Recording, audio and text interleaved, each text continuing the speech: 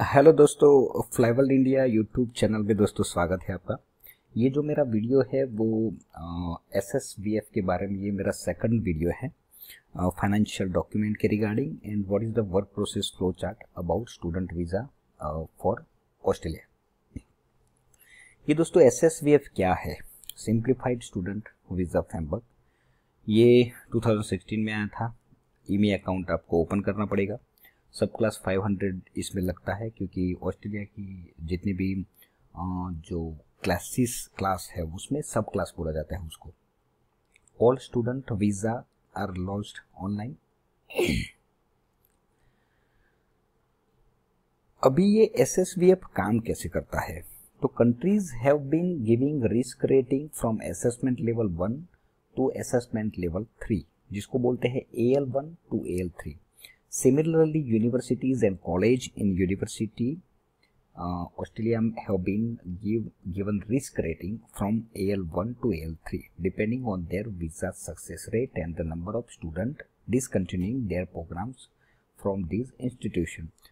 ये सारा जो एक्चुअली मैं आपको सीधा एक्सप्लेन कर देता हूँ इसको कि AL1 टू AL3 मतलब ये एक रिस्क रेटिंग कंट्री को ये लोग रखते हैं। क्यों? क्योंकि स्टूडेंट वहाँ जाके फिर कोर्सेज कंप्लीट नहीं करते हैं और अल्टीमेटली पैसा कमाने के लिए वो काम करने शुरू कर देते हैं। तो उसकी वजह से होता गया है कि उनका अल्टीमेटली कोर्स पूरा नहीं होता है और वो जिस कंट्री से जो स्टूडेंट आए हैं ये पूरा एक सिस्टम डेवलप किया है ऑस्ट्रेलियन गवर्नमेंट ने। तो AL1, AL2 एंड AL3। तो AL3 जो है ना वो हाईली रिस्क में आता है। तो ये पूरा एक ऑस्ट्रेलियन गवर्नमेंट की इंटरनल मैनेजमेंट सिस्टम है ये टू आइडेंटिफाई द स्टूडेंट्स। उसके लिए ये एवरी 3 to 6 मंथ वो लोग कैटेगरी चेंज करते रहते हैं दोस्तों। AL1 indicates lowest immigration risk where AL3 indicates highest immigration risk. For example AL1 USA, AL2 India पे। अभी ये पहले जो इंडिया था ना दोस्तों वो 3 पे था, अभी 2 पे आया है फिलहाल। AL3 Nigeria. तो नाइजीरिया के जितने भी स्टूडेंट आते हैं वो AL3 में जाते हैं।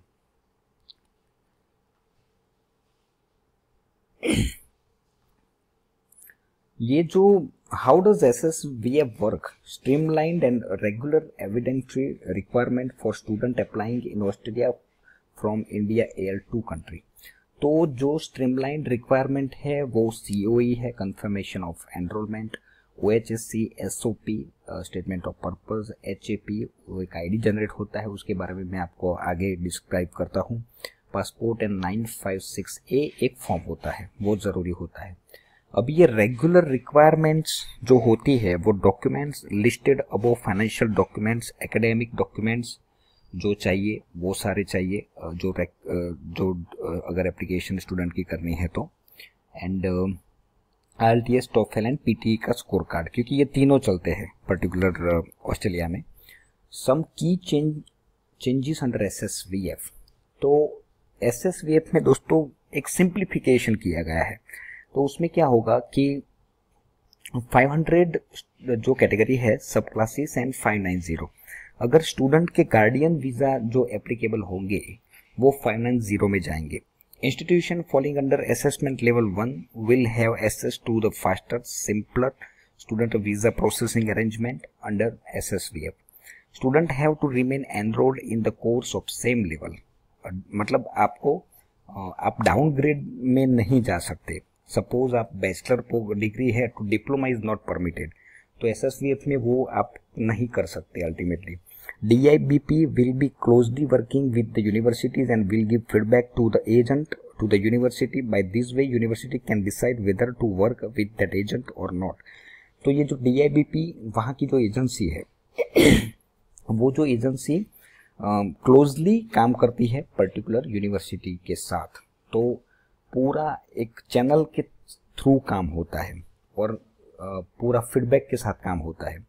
अभी प्री मेडिकल टेस्ट एक आता है। Student have to undergo pre medical test before submitting their visa document to the Australian high commission from an physically. ये जो आपको यहाँ पे जो ये लिंक दिखाई देती है ना, तो वो लोकेशन वाइज जो भी डॉक्टर्स, फिजिशियंस एंड क्लिनिक है उसका एक ऑस्ट्रेलियन हाई कमीशन के अंडर ये सारे वर्क करते हैं। तो वहाँ जाके आपको एक टेस्ट कराना होता है।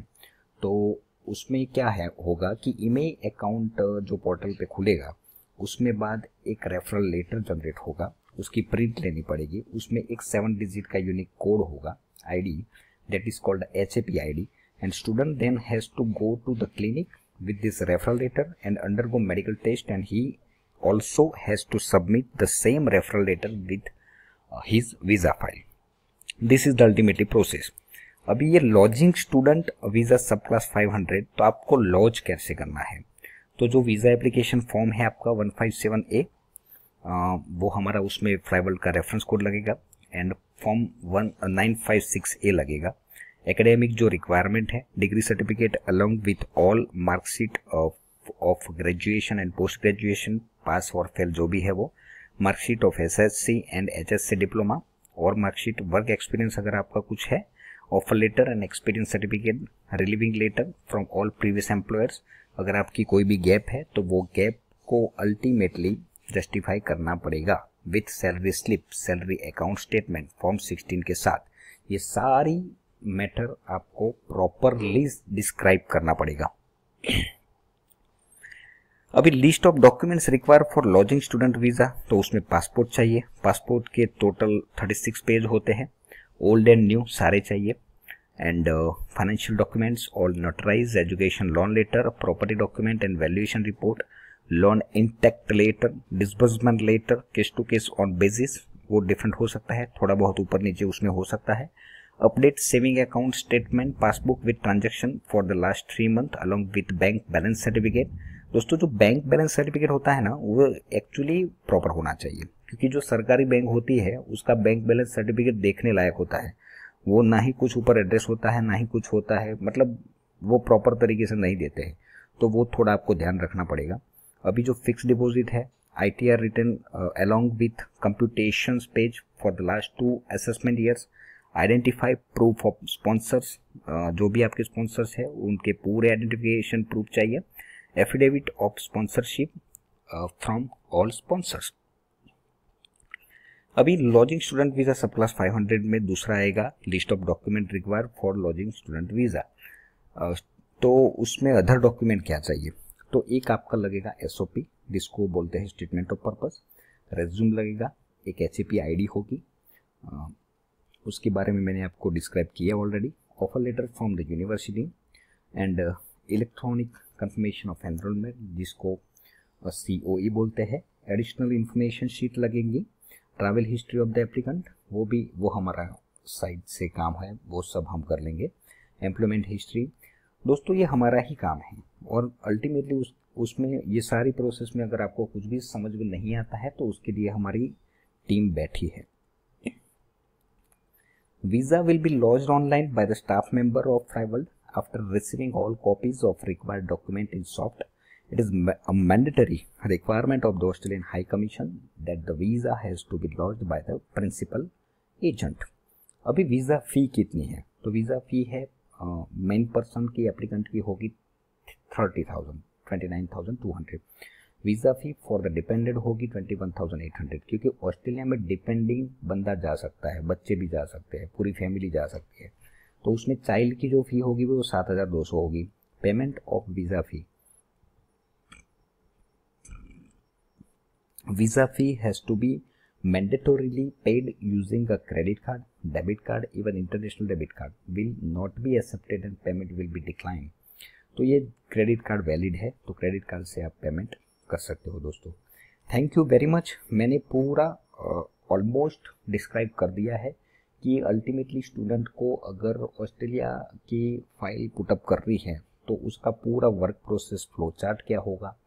जो AL1, AL2, AL3 का मामला मैंने एक्सप्लेन कर दिया। AL1, AL2 and AL3। AL3 वो सबसे ज़्यादा हाई रिस्क कैटेगरी में आता है। वो पहले हम इंडिया के लोग AL3 में थे, अभी फ़िलहाल AL2 में आए हैं, मगर कभी भी AL1 में भी जा सकते हैं और मतलब 3 में भी जा सकते हैं। तो कहने का मतलब ये है कि वो असेसमेंट वो वहाँ की जो बॉडी है ऑस्ट्रेलियन गवर्नमेंट की, वो डिसाइड करती है कि कौन सी कंट्री को किस लेवल में रखना है, और ये लेवल कभी भी चेंज दोस्तों हो सकता है। मैं दूसरी बात ये बोलूँगा सारे स्टूडेंट को कि जिसको भी ऑस्ट्रेलिया जाना है बहुत सोच समझ के जाए, क्योंकि ऑस्ट्रेलिया में अभी फ़िलहाल जो सिचुएशन है वो एक्चुअली जो पीआर के लिए वो थोड़ा डिफ़िकल्ट है दोस्तों, क्योंकि पीआर बहुत ही अप्रूवल जल्दी नहीं मिलता है।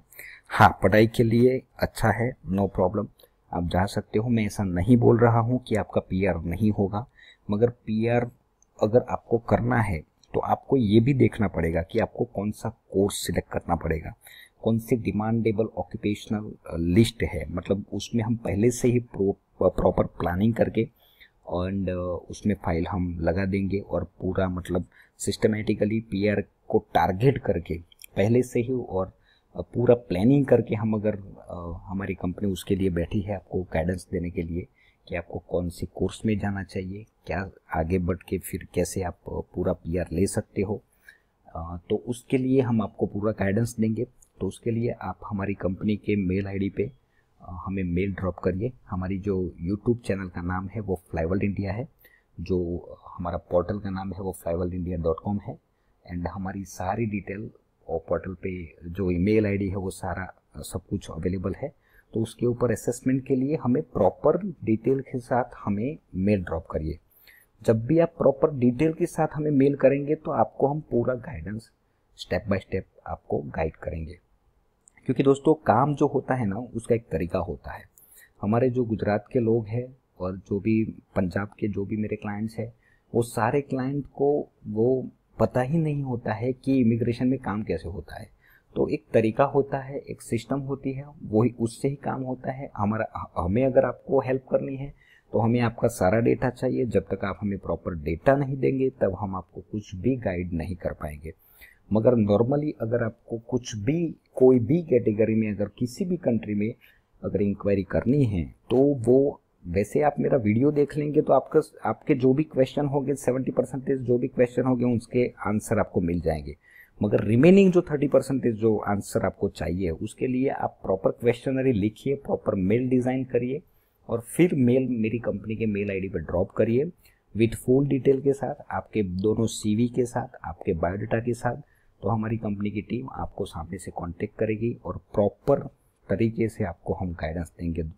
और रही बात ये मेरा जो वीडियो है, मेरे जितने भी वीडियो है दोस्तों वो मेरे अपना पूरा एफर्ट्स किया है आपको एक्सप्लेन करने का, एंड अल्टीमेटली वो आपको वेरी यूज़फुल होंगे। ये सारे वीडियो आप अपने ग्रुप में फॉरवर्ड करिए जिसको भी, क्योंकि नॉर्मली दोस्तों इतना डिटेल में कोई एजेंट बताता ही नहीं है, पहली तो बात।